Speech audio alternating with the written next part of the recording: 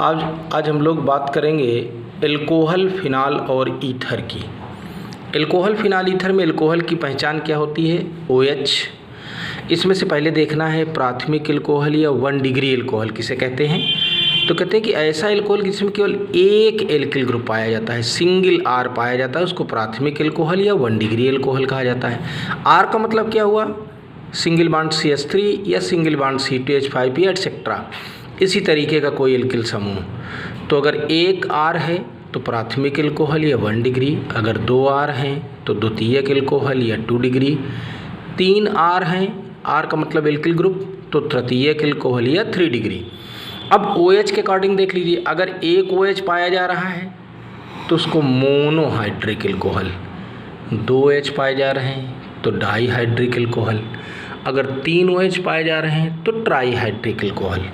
इस तरीके से primary, secondary, tertiary, monohydric, dihydric और ट्राईहाइड्रिक।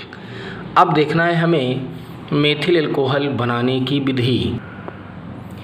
अब इसी में जैसे बात कर रहे थे मेथिल एल्कोहल के निर्माण की विधि है, तो ये हेडिंग पड़ी हुई है लकड़ी के भंजक आसवन द्वारा मेथिल एल्कोहल का निर्माण।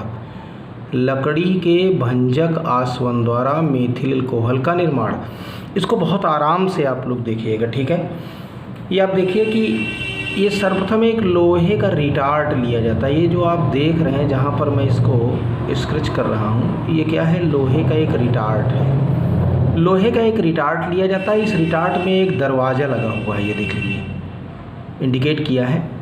और इस रिटार्ट के, लोहे के रिटार्ट के अंदर इसमें से ये नीचे देखिए 20% नम लकड़ी से भरी तार से कसी एक गाड़ी को खड़ा कर देते हैं। पहिया लगा हुआ है, लाइक एज एक मिनी ट्रक, तो ये पूरा रखा हुआ है। 20% नम लकड़ी से भरी तार से कसी हुई एक गाड़ी रखी हुई है और रिटार्ट के चारों ओर एक भट्ठी लगी हुई है। ये डॉटेड लाइन जो आप देख रहे हैं, ये क्या है? एक फर्नेस है ये। तो इस 20% नम लकड़ी से भरी तार से कसी एक गाड़ी को इसके अंदर खड़ा करके नीचे से इसको गर्म करते हैं तो लकड़ी का भंजक आसवन होता है। इसमें से 2 चीज़ें बनती हैं, वाष्प और गैसें। ये वाष्प और गैसें निकल करके जाती हैं संघनित्र में, वहाँ ठंडी होती हैं। जो गैसें होती हैं वो काष्ठ गैसों के रूप में बाहर निकल जाती हैं, लेकिन जो वाष्प होती है वो लिक्विड के फॉर्म में कन्वर्ट होकर के टैंक में एकत्र हो जाती है। अब इसमें आप देखिए कि 2 चीज़ें हैं। नीचे का काष्ठ कलकतरा है, इसमें फिनॉल श्रेणी के सदस्य आते हैं, और ऊपर का पायरोलिग्नियस अम्ल है। पायरोलिग्नियस अम्ल में 3 चीज़ें हैं, फार्मूला याद करना शुरू कर दीजिए। ऊपर है methyl alcohol, acetone, acetic acid. Methyl alcohol, acetone, acetic acid, तीनों का मिश्रण ही क्या कहलाता है? पायरोलिग्नियस अम्ल कहलाता है।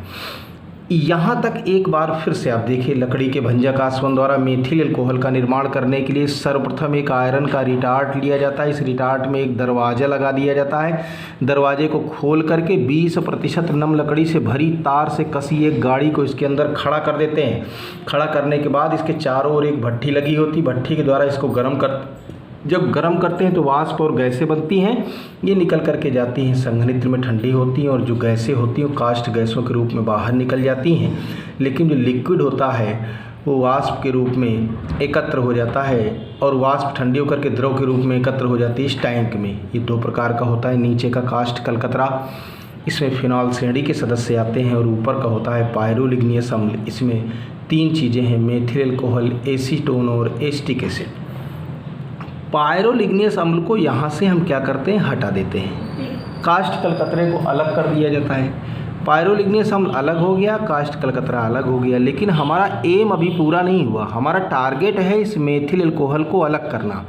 तो इसके लिए हम अगला डायग्राम बनाते हैं।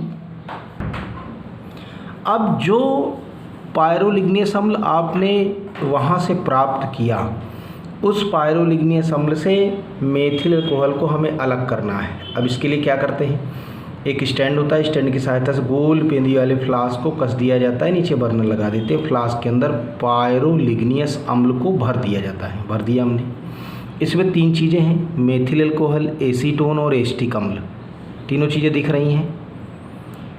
इसको भरने के बाद नीचे से गर्म करते हैं। जब गर्म करते हैं तो मेथिल एल्कोहल, एसीटोन और एसिटिक अम्ल तीनों की वाष्प बनती है, निकल करके जाती है दूसरे वाले गोल पेंदी के फ्लास्क में। इसमें चूने का पानी भरा रहता है। चूने के पानी का स्वभाव आपको मालूम है क्षारीय होता है। अब जब इसको गर्म किया तो तीनों की वाष्प निकल करके आई चूने के पानी के संपर्क में, तो चूने का पानी अपने क्षारीय प्रवृत्ति के कारण इन तीनों में से केवल एसिटिक अम्ल को अवशोषित कर लेता है। तीन चीज़ें थीं, मेथिल अल्कोहल, एसीटोन, एसिटिक अम्ल। एसिटिक अम्ल को इसने अवशोषित कर लिया तो बचा क्या क्या, मेथिल अल्कोहल, एसीटोन। ये निकल के जाता है संघनित्र में, ठंडा होता है, ग्राही पात्र में एकत्र हो जाता है। यहाँ पर क्या क्या है, मेथिल अल्कोहल और एसीटोन है। इसके बाद इसका प्रभाजी आसवन करते हैं, फ्रैक्शनल डिस्टिलेशन, और वहाँ से मेथिल अल्कोहल अलग हो जाता है और इस प्रकार मेथिल अल्कोहल का निर्माण हो जाता है। एक बार फिर से पीछे वाले टॉपिक से इसको कनेक्ट करके कंटिन्यू लिखना है कि पायरोलिग्नियस अम्ल से मेथिल अल्कोहल को पृथक करने के लिए, अब बनाना नहीं लिखिएगा, पायरोलिग्नियस अम्ल से मेथिल अल्कोहल को पृथक करने के लिए क्या करते हैं, एक स्टैंड होता है, स्टैंड पे गोलपेंदी वाले फ्लास्क को कस देते हैं और नीचे बर्नर लगा देते हैं। इसके अंदर पायरोलिग्नियस अम्ल को भर दिया जाता है जिसमें मेथिल अल्कोहल, एसीटोन, एसिटिक अम्ल होता है। इसको नीचे से गर्म करते हैं तो मेथिल अल्कोहल, एसीटोन, एसिटिक अम्ल की वाष्प निकलती है, दूसरे वाले गोलपेंदी के फ्लास्क में जाती है, इसमें चूने का पानी भरा होता है। चूने के पानी को नीचे से गर्म करते हैं, चूने का पानी अपनी क्षारीय प्रवृत्ति के कारण एसिटिक अम्ल को अवशोषित कर लेता है। शेष इसमें बचता है मेथिल अल्कोहल, एसीटोन। ये निकल करके जाता है कंडेंसर में, संघनित्र में, वहाँ ठंडा होता है और ग्राही पात्र में एकत्र हो जाता है। इस प्रकार मेथिल अल्कोहल और एसीटोन यहाँ पर आ जाता है। इसके बाद मेथिल अल्कोहल का, इन दोनों का प्रभाजी आसवन करते हैं तो मेथिल अल्कोहल अलग हो जाता है और इस प्रकार से मेथिल अल्कोहल को अलग कर लिया जाता है। अब पूरे सिस्टम को मैं एक बार फिर से बता रहा हूँ, डायग्राम आप अपने पास से रिपीट करिएगा कि लकड़ी के भंजक आसवन द्वारा मेथिल अल्कोहल का निर्माण करने के लिए सर्वप्रथम एक आयरन का रिटार्ट लिया जाता है। इसमें एक दरवाज़ा लगा होता है, इसके चारों तरफ एक भट्ठी लगी होती है। दरवाजे को खोल करके 20% नम लकड़ी से भरी तार से कसी एक गाड़ी को उसके अंदर खड़ा कर देते हैं। नीचे से गर्म करते हैं तो वाष्प और गैसें बनती हैं। गैसें और वाष्प निकल करके संघनित्र में जाते हैं। जाने के बाद जो गैसें होती हैं काष्ठ गैसों के रूप में बाहर निकल जाती हैं, लेकिन जो वाष्प होती है वो द्रव के रूप में एक टैंक में एकत्र हो जाती है, जिसमें नीचे का काले रंग का जो होता है, काला गाढ़ा स्तर, काष्ठ कलकतरा कहलाता है। इसमें फिनॉल श्रेणी के सदस्य होते हैं। ऊपर का भूरे रंग का होता है, ब्राउनिश कलर होता है। इस बात को जरा माइंड करिएगा, शायद ऊपर मैंने नहीं बताया।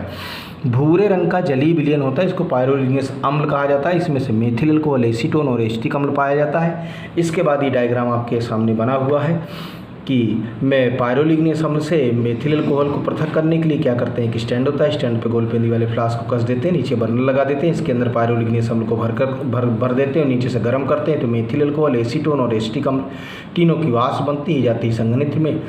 वो निकल करके, ये तीनों की वाष्प निकल करके जाती है दूसरे वाले गोलपेंदी के फ्लास्क में, जिसमें चूने का पानी भरा होता है। चूने का पानी अपनी क्षारीय प्रवृत्ति के कारण एसिटिक अम्ल को अवशोषित कर लेता है, तो ये तो यही रह जाता है। और मेथिल अल्कोहल, एसीटोन निकल करके जाते हैं संघनित्र में, ठंडे होते हैं, ग्राही पात्र में एकत्र हो जाते हैं और जब एकत्र हो जाते हैं तो इनका प्रभाजी आसवन करते हैं तो मेथिल अल्कोहल पृथक हो जाता है और इस प्रकार मेथिल अल्कोहल का निर्माण हो जाता है। आई होप कि आपको काफ़ी अच्छे से समझ में आया होगा।